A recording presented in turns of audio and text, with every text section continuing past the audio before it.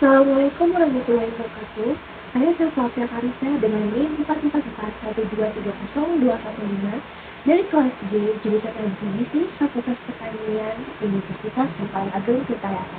Saya di sini akan menjelaskan tentang apa itu jihad intelektual untuk memenuhi tugas mata kuliah agama dengan dosen pengampu Ibu Nana Sujana SAG MSI. Secara harfiah, jihad berarti berjuang atau berusaha untuk mencapai tujuan yang baik. Sedangkan secara bahasa, jihad merupakan mengerahkan dan mencurahkan segala kemampuannya, baik berupa perkataan maupun perbuatan.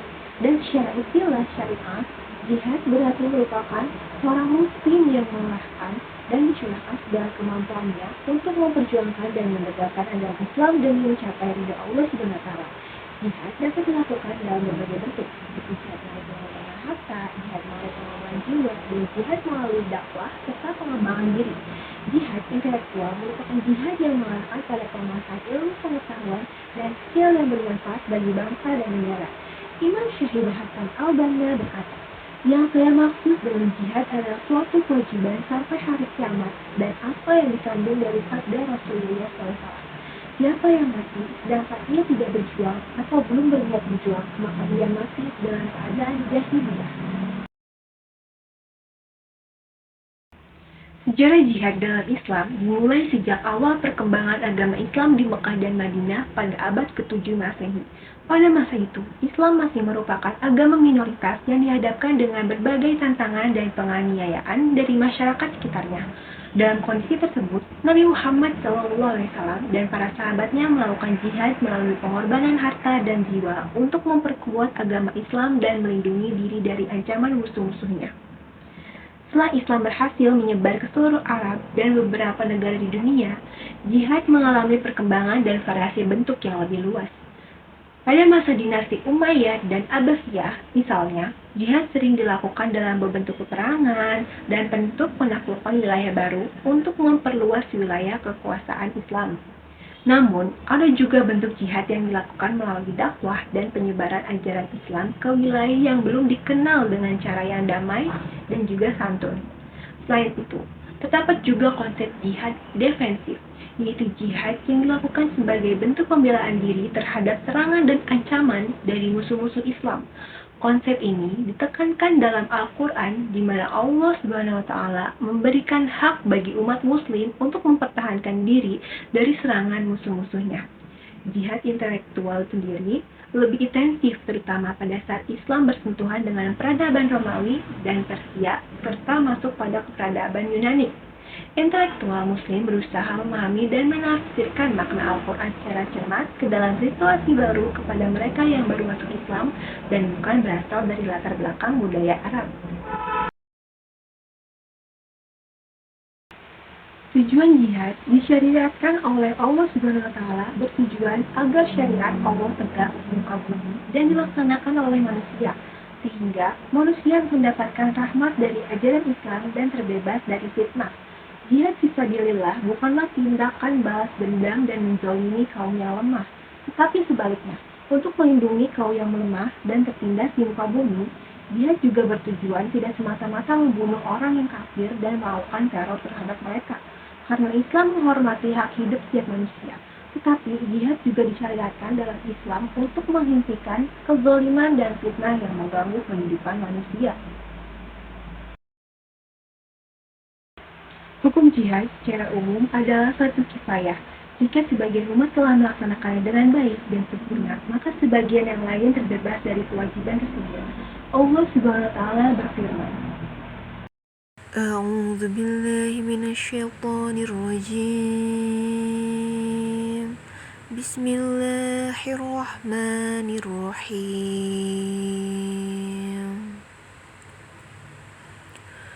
وَمَا كَانَ الْمُؤْمِنُونَ لِيَنْفِرُوا كَافَّةً فَلَوْلَا نَفَرَ مِنْ كُلِّ فِرْقَةٍ مِنْهُمْ طَائِفَةٌ لِيَتَفَقَّهُوا فِي الدِّينِ وَلِيُنْذِرُوا قَوْمَهُمْ إِذَا رَجَعُوا إِلَيْهِمْ لَعَلَّهُمْ يَحْذَرُونَ يعلمون. Dan tidak sepatutnya orang-orang mukmin itu semuanya pergi ke medan perang.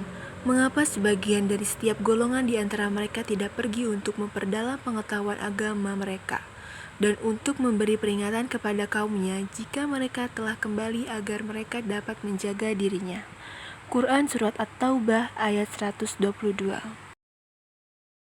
Macam-macam jihad untuk menegakkan ajaran Islam ada beberapa macam, yaitu pertama, jihad dengan lisan, yaitu menyampaikan, mengajarkan, dan mendakwahkan ajaran Islam kepada manusia serta menjawab tuduhan sesat yang diarahkan pada Islam. Termasuk dalam jihad dengan lisan adalah tabligh, ta'lim, dakwah, amar ma'ruf nahi munkar, dan aktivitas politik yang bertujuan menegakkan kalimat Allah. Kedua, jihad dengan harta, yaitu menginfakkan harta kekayaan di jalan Allah, khususnya bagi perjuangan dan peperangan untuk menegakkan kalimat Allah, serta menyiapkan keluarga mujahid yang tinggal berjihad. Ketiga, jihad dengan jiwa, yaitu memerangi orang kafir yang memerangi Islam dan umat Islam. Jihad ini biasanya disebut dengan qital, berperang di jalan Allah.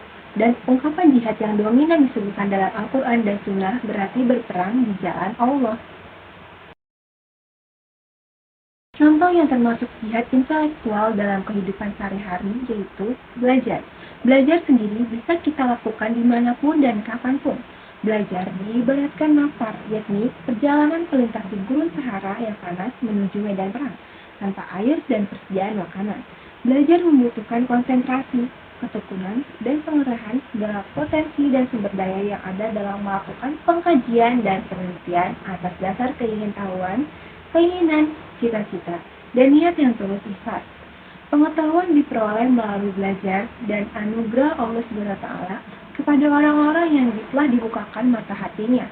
Allah mengajarkan manusia sesuatu yang tidak diketahui menjadi tahu dan kaya akan ilmu. Konsep belajar bagi umat Islam meliputi prinsip sikap kerendahan hati untuk memperoleh mukasyafah, relasi guru dan pembelajaran terjalin dalam kegiatan tabligh, ta'lim, tarbiyah, taunaf, darni, al-jamiyah.